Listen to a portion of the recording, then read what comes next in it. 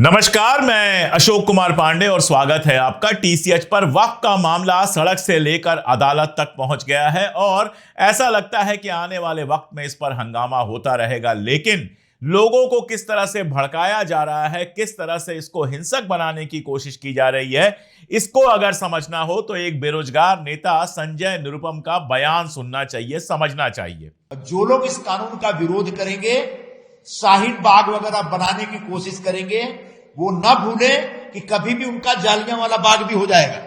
इसलिए सावधान रहें। देश में जो कानून बना है उस कानून का सम्मान करें। हां, आपके साथ अन्याय न हो इसका इंतजाम हम लोग करेंगे, इसका ख्याल हम अवश्य रखेंगे। संजय निरुपम आप जानते हैं कांग्रेस में थे, टिकट नहीं मिला तो कांग्रेस से बाहर चले गए। अब वो कहां पे हैं कोई नहीं जानता। हालांकि जब बोलते हैं तो पीछे शिवसेना का झंडा वंडा लगा लेते हैं, लेकिन शिवसेना में भी उनकी कहीं पूछ नहीं है, बीजेपी में पूछ नहीं है, किसी पद पे नहीं है। और अगर मैं कहूं कि आज कोई उनकी औकात नहीं है तो इसमें कुछ खास गलत नहीं होगा। और ऐसे नेता जिनकी कोई औकात नहीं होती है, उनको लगता है कि हिंदू मुसलमान पर जितना घटिया बयान देंगे, जितना वायरल बयान होगा, उतना ज्यादा उनको महत्व मिलने लगेगा। आपने कई नेताओं को ऐसे ही नेता बनते हुए देखा है। तो संजय निरुपम ने कहा कि अगर वक्फ बिल के विरोध में शाहीन बाग आंदोलन की तर्ज पर आंदोलन हुआ तो वहां पर जालियांवाला बाग बना दिया जाएगा। सोचिएगा इन लोगों के दिमाग कितने गंदे हैं। शाहीन बाग की तर्ज पे कोई आंदोलन होगा कि नहीं होगा हम नहीं जानते। अगर कोई मुझसे पूछे तो मैं तो यही कहूंगा कि लीगल तरीके से मूवमेंट होना चाहिए। अगर कोर्ट के अंदर मामला चल रहा है तो पूरी ताकत कोर्ट के अंदर लगानी चाहिए। सड़कों पर जाम करके बहुत लंबे आंदोलन आप करेंगे तो लोकतंत्र के हिसाब से तो यह सही है, लेकिन जिस तरह की सरकारें हैं पूरे देश में बहुत सारे और लोगों को उमर खालिद और शर्जिल इमाम बनना पड़ेगा। बिना मतलब मुस्लिम लोगों को उठा उठा के जेलों में भरा जाएगा और बरसों बरसों जमानत नहीं होगी। यह सारा कुछ तमाशा हम देख चुके हैं। इसलिए मैं तो यही कहूंगा कि यह लड़ाई कोर्ट में लड़ी जा रही है और कोर्ट में ही लड़ी जाए। लेकिन संजय निरुपम जब जालियांवाला बाग की बात करता है, मैं करते हैं नहीं कहूंगा, भले वो एक्स एमपी हो, लेकिन जो बात उसने कही है उसके बाद उसके लिए जरा सी भी इज्जत देना संविधान का और भारत देश का अपमान करना है। उसने भारत की आजादी की लड़ाई का अपमान किया है। कौन सारे लोग गए थे जालियांवाला बाग में? जालियांवाला बाग में आम इंसान गए थे, हिंदू गए थे, मुसलमान गए थे, सिख गए थे और डायर ने चारों तरफ से घेर के उनके ऊपर गोलियां चलाई थीं। आजादी की लड़ाई का जो भी इतिहास लिखा जाता है उसमें डायर एक विलन की तरह आता है।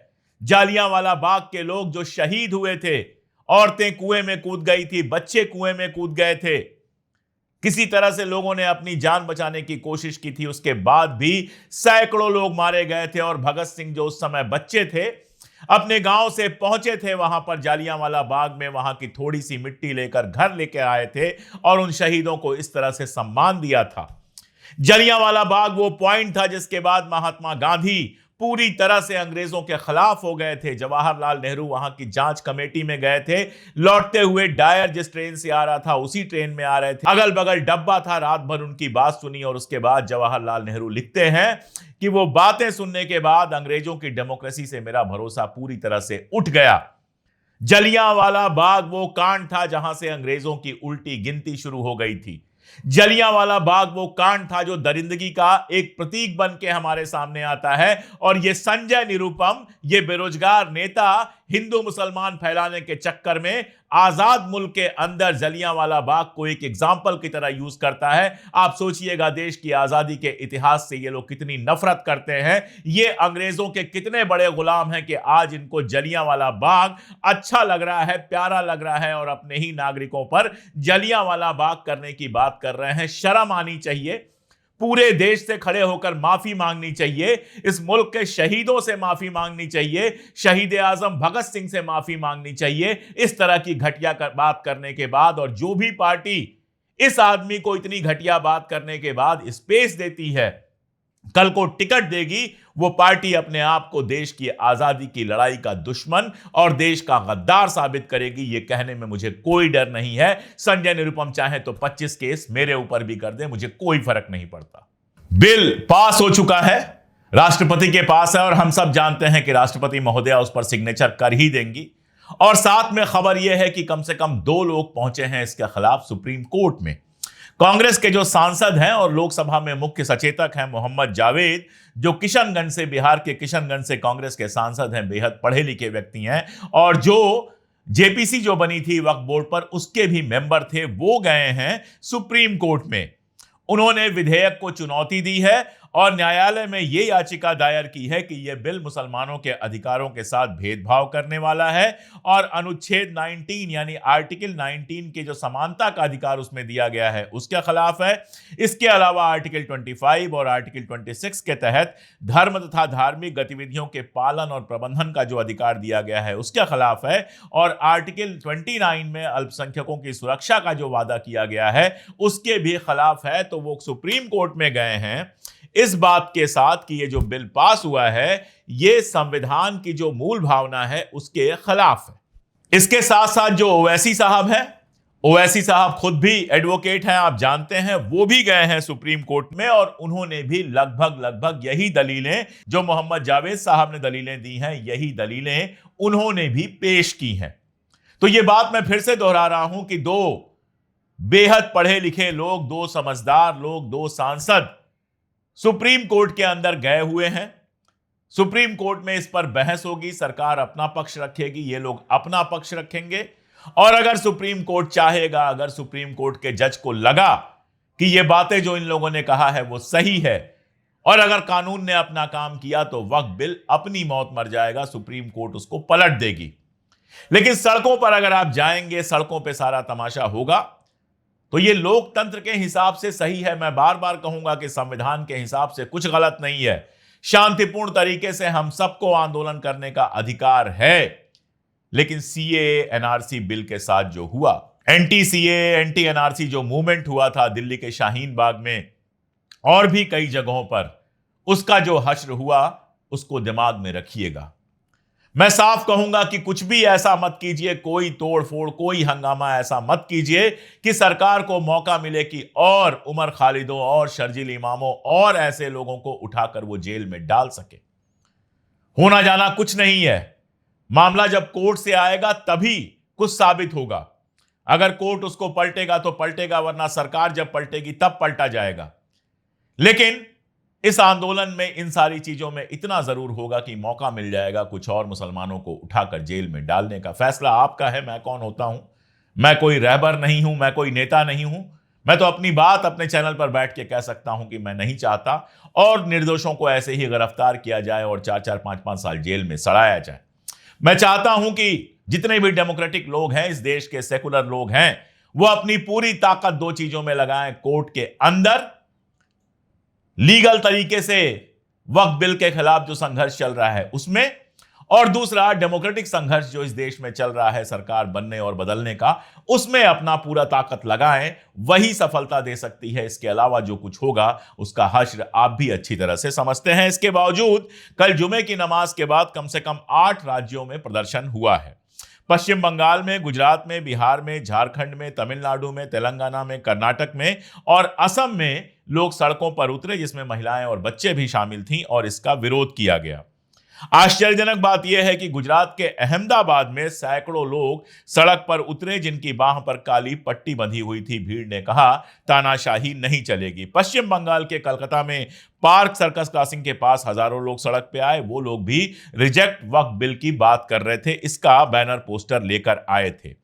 तमिलनाडु में एक मजेदार घटना हुई है। जो एक्टर विजय हैं, उनकी जो पार्टी है तमिलगा वेत्री कजगम, उसके कार्यकर्ताओं ने भी बिल का विरोध किया है। लेकिन सबसे मजेदार बात जो हुई है वो एनडीए के अंदर हुई है। पासवान साहब के बेटे चिराग पासवान, नीतीश कुमार, आरएलडी के जयंत चौधरी, ये सारे लोगों ने वक्फ बिल के समर्थन में अंदर जाकर वोट दिया है। वैसे मैं आपको बता दूं कि बीजू जनता दल, जिसको लगभग खत्म कर चुकी है भारतीय जनता पार्टी, जिसने सारे समर्थन के बदले वहां न केवल सरकार खत्म कर दी बल्कि पार्टी को खत्म करने पर जो लगी हुई है, उस पार्टी ने वक्फ बिल के लिए कहा था कि अपनी अंतरात्मा की आवाज पर वोट दे, कोई व्हिप जारी नहीं किया था। और उसके सबसे प्रमुख सांसदों ने भारतीय जनता पार्टी के साथ वोट दिया। यही कहानी है नीतीश कुमार की। नीतीश कुमार भी जानते थे कि अगर वो व्हिप जारी भी कर देंगे तो भी उनके सांसद भारतीय जनता पार्टी के साथ जाकर वोट देंगे। खैर, आप दोनों हाथों में लड्डू नहीं रख सकते। एक ही हाथ में आपको लड्डू मिलता है। एलजेपी जो चिराग पासवान की पार्टी है, उसके अल्पसंख्यक प्रकोष्ठ के एक नेता हैं अली आलम, उन्होंने इस्तीफा दे दिया। आरएलडी यानी जयंत चौधरी की जो पार्टी है, उसके महासचिव हैं साहजेब रिजवी, उन्होंने भी इस्तीफा दे दिया। उन्होंने कहा कि जयंत चौधरी भटक चुके हैं। वैसे रिजवी साहब को यह बात तब समझ में नहीं आई थी जब जयंत चौधरी भारतीय जनता पार्टी के साथ चले गए थे। उनका कहना है कि जिस पार्टी को मुसलमान मुख्य धारा में लेकर आए, याद दिला दूं कि समाजवादी पार्टी के साथ तब आप लड़ रहे थे और मुसलमानों ने आपको झोला भर भर के वोट दिया, जिससे उत्तर प्रदेश की विधानसभा में आपके पास सीटें आईं।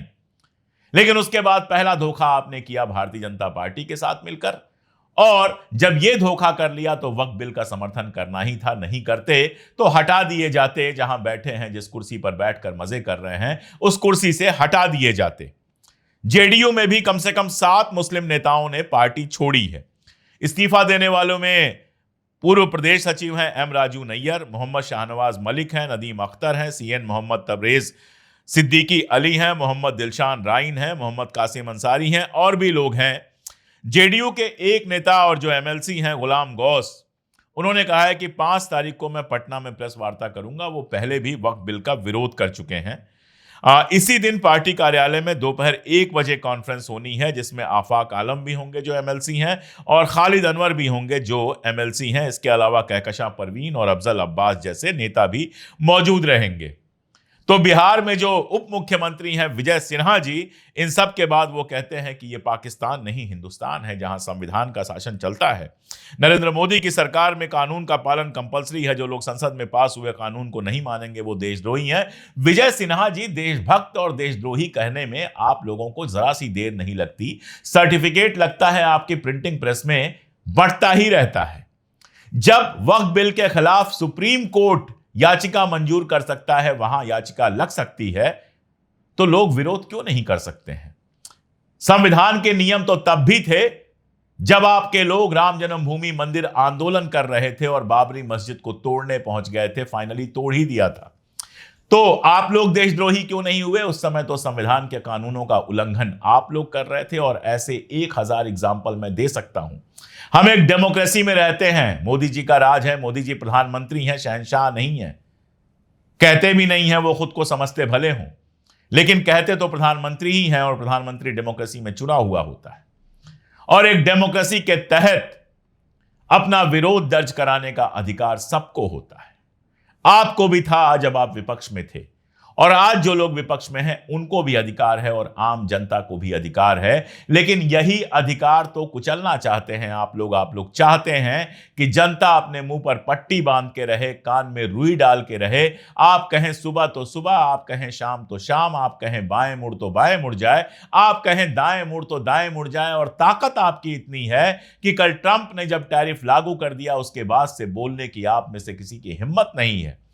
चाइना ने पलट के टैरिफ लगा दिया, कहा अपने लोगों को कि वहां अब आप इन्वेस्टमेंट नहीं कर सकते। फ्रांस जो अमेरिका का सेकेंड वर्ल्ड वॉर के बाद से ही इतना करीबी दोस्त रहा है, उसने वहां इन्वेस्टमेंट करने से रोक लगा दी। लेकिन आप लोग कनाडा और अमेरिका तो बहुत सारे लोग एक ही समझते रहे हैं, एकदम अगल बगल दोस्ती। कनाडा को अमेरिका का हिस्सा बनाना चाहते हैं ट्रंप, और उस कनाडा ने पलट के ट्रंप को जवाब दिया है, पलट के उसके ऊपर टैरिफ लगाया है और लड़ने को तैयार है ट्रेड वार। चाइना की तो बात ही छोड़ दीजिए, चाइना तो अब अमेरिका से बड़ी विश्व शक्ति बन चुका है। यह जल्दी ही सामने आ जाएगा। जिस अफ्रीका में अमेरिका की तूती बोलती थी, वहां पर अब चाइना की तूती बोलती है। चाइना का इन्वेस्टमेंट सबसे ज्यादा है। अफ्रीका के सामानों पर 10% का टैरिफ लगाया है ट्रंप ने, चाइना ने 0% कर दिया है। खैर, यह सब बात छोड़ दीजिए। आपकी तो हिम्मत ही नहीं पड़ती है। देश के अंदर आप इतना डंडा चलाते हैं, देशभक्त देशद्रोही की बात करते हैं, लेकिन ट्रंप के सामने बोलने की आपकी हिम्मत ही नहीं पड़ती है। आप कहते हैं बातचीत करेंगे, एक चिट्ठी जारी करते हैं और बात खत्म हो जाती है। थाईलैंड चले जाते हैं हमारे प्रधानमंत्री। लखनऊ में जो शायर मुनव्वर राणा हैं, उनकी बेटी, मुनव्वर साहब तो अब रहे नहीं, उनकी बेटी हैं सुमैया राणा, जो एंटी एनआरसी वाला जो मूवमेंट था उसमें भी काफी सक्रिय थी। उनको एक बार फिर से हाउस अरेस्ट कर लिया गया है। उन्होंने बयान दिया है कि सरकार ने जुल्म और ज्यादती की इंतहा कर दी है, जिसको कतई कोई बर्दाश्त नहीं करेगा। इंकलाब जारी रहेगा, और कहा है लाख पहरे बैठा दो शहर के दरवाजों पर, इंकलाब आने को होता है तो आ जाता है। यह इंकलाब आ चुका है। अब इंकलाब आया है कि नहीं आया है, इंकलाब आएगा कि नहीं आएगा, हम नहीं जानते। बहुत सारी उम्मीदें बनती हैं, टूटती हैं, लेकिन लोग मुखालिफत करते हैं। जहां दमन की वाकई इंतहा हो जाती है, जहां सरकार बिल्कुल आपको अंदर बंद कर देती है, वहां भी जनता बोलती है।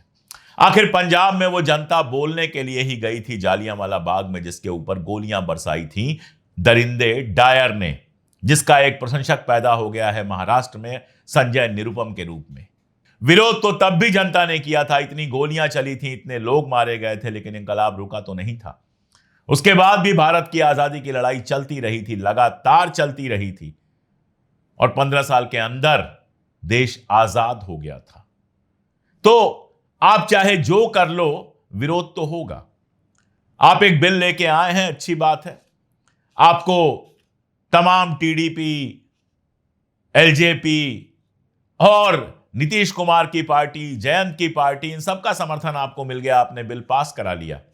लेकिन अब बिल सुप्रीम कोर्ट में गया है तो वहां बहस तो होगी, आपको जवाब तो देना पड़ेगा, और जनता सड़क पे उतरेगी। तो आप चाहे जितना दमन कर लें, लेकिन लोगों के मन में जो गुस्सा और लोगों के मन में जो अविश्वास आपने पैदा किया है, जो भरोसा खोया है, उसकी किसी न किसी तरीके से कीमत तो आपको चुकानी पड़ेगी। हालांकि मैं खत्म करने से पहले एक बार फिर वही अपील दोहराऊंगा कि प्लीज कानून को अपने हाथों में मत लीजिए। प्लीज कोशिश कीजिए कि ऐसा कुछ ना कीजिए कि सरकार को बहाना मिले आपको फिर से गिरफ्तार करने का।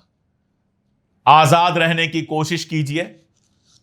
कानून की लड़ाई चल रही है, उसको फॉलो कीजिए, जितना उसमें मदद कर सकते हैं उतनी मदद कीजिए।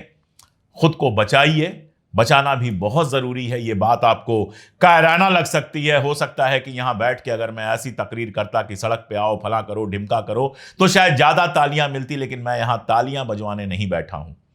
मैं हिंदुस्तान का एक शहरी हूं, एक नागरिक हूं, और हिंदुस्तान का हर शहरी मुझे प्यारा है। मैं नहीं चाहता कि फिर कोई उमर खालिद 5 साल जेल में सड़ा रहे। मैं चाहता हूं कि उमर खालिद, जिसने शानदार पीएचडी की है, जो शानदार स्टूडेंट है, वो किसी कॉलेज में पढ़ाए और सारे नए लोगों को ट्रेन करे। मैं नहीं चाहता कि शर्जील इमाम जेल में सड़ता रहे, और मैं नहीं चाहता कि इस मूवमेंट के चलते, इस मूवमेंट के बहाने एक बार फिर से सरकार को शर्जील इमाम और उमर खालिद बनाने के बहाने मिले। इसलिए मेरी अपील तो यही होगी कि संवैधानिक लड़ाई चल रही है, मामला सुप्रीम कोर्ट में गया है, 2 बेहद पढ़े लिखे लोग लेकर गए हैं, ढेर सारे वकील पैरवी करेंगे। इंतजार कर लीजिए आप, और अगर सुप्रीम कोर्ट खड़ा होता है, सुप्रीम कोर्ट अगर मानता है इस बात को सही, तो वक्त बिल अपनी मौत मर जाएगा, और अगर नहीं तो फिर ताकत लगाइए सरकार बदलने की। जब सरकार बदलेगी तभी न्याय मिलेगा, वरना फिर अगर आप सड़क पर आएंगे और वो सब होगा, तो जो होगा उसका परिणाम आप सब अच्छी तरह से जानते हैं। मैं अपील कर सकता था, मैंने अपील की। आज के लिए इतना ही, बहुत शुक्रिया।